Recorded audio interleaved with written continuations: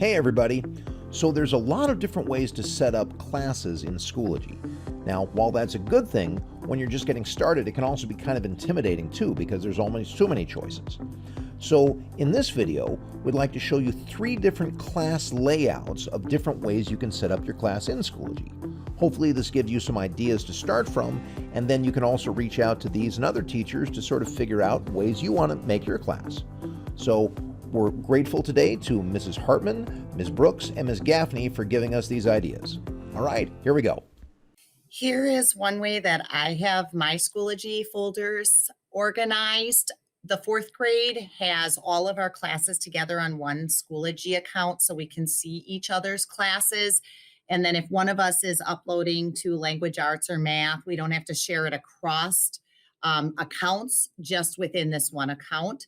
So in my language arts, I have a folder for reading, writing, and grammar, which then within those, in my reading, I have digital journals. I have one area where I'm keeping activities for, oops, I went a little too far back, for summaries, for read aloud, if there's audio versions of it, if kids are gone. I had a unit on knowing your character. And then here is a place where I keep resources and anchor charts for the kids so that they can access them easily, or at least I can direct them where to go in what folder. In my math, I have chosen to organize it by unit, and we do a lot of the assessment pieces in our worksheets within the adding an assessment. So we have a lot of resources here, and the assessment tool is really neat because a lot of it grades itself, and there's so many different kinds of questions you can do. So here's my unit 1 in math, and then I have a unit 2, a place for number corner, and again, a place for additional resources where they can get their workplace games digitally. I have that here. And then within social studies and science, we have organized it by unit. So depending on what you're doing, I like it most by unit. It's easiest to direct the kids that way. So here's another example of a possible way to set up your Schoology page.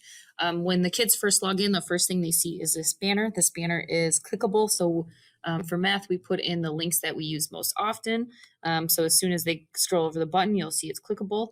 It's completely customizable, so you build it from scratch. If you're interested in creating one of these, there's a lot of tutorials on YouTube. If you just YouTube how to make a banner on Schoology, otherwise I could also help you. So that is a good resource. Another tip I would share is trying to create the least clicks possible for the students. So something I found that worked well is we have, there's only 2 things the students see when they scroll down. One is previous math work, and in here is our folders from previous weeks, as well as right up front is this is also clickable and it brings them right to the weekly agenda. I chose to go by a week, but this could also be done daily. And then once you click it, it brings us to a weekly agenda. I have them organized through slides. So for example, they just go to Monday slide. Here's what they're doing, optional, and then a daily exit ticket. Right now, it's just running based off of students who are homesick or quarantine or I don't know, miss school for any reason. But that could also be adapted. I feel like it's a good base level for snow days or if we do go virtual. Yeah, I guess that's all I have for. If you have any more questions or want to see anything else, feel free to reach out. Hi everyone, here's an example of how you can set up your own Schoology page. So this is for my 7th grade social studies section, and when kids click on the course, they find a banner, and then as they scroll down, they find these buttons.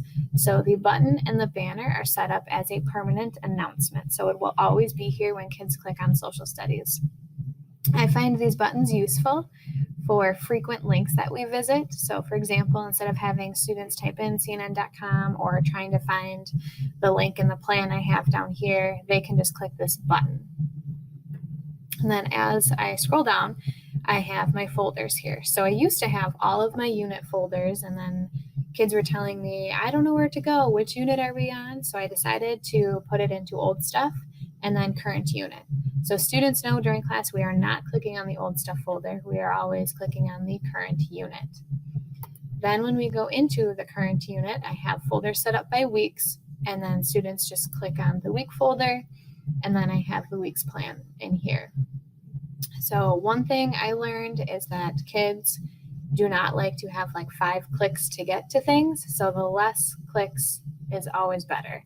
So they know I just have to click on the unit folder, click on the week, and now I have my plans. Another thing I learned is that students were getting confused on what we were doing on which day. So I started writing Monday, we're watching this, Tuesday, we're doing that. Instead of just writing out, French and Indian War explained, I put the day before it. So it helps kids who are in school, and then it also helps students who are absent. They know, oh, on Monday we did this, so now I know what I need to watch. Another cool feature that I found, and this is something separate from Schoology, it's not an app through this program. It is called Padlet, so something you can use to link in, and I use this for directions. So this is a place if you're ever gone and you want to set up your sub-plans.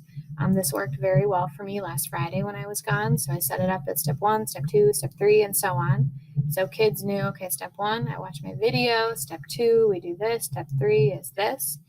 And this way, everything is all in one place. So they only need to click on the directions. So just one click, and then they get to the whole day's lesson plans. Instead of putting, directions in Schoology, clicking on directions, then clicking on this link, then clicking on another link, they know everything is right here. So that way they don't need to have all of these tabs open. So if you guys have any questions on how to set up your Schoology page, please let me know, and I'll be more than willing to help you. So hopefully you've gotten a couple ideas about how you can set up your class. Remember, there's no one right way to do it. Just whatever works for you, and it usually takes a little bit of tweaking until you figure that out. So good luck, and let us know how we can help. Take care.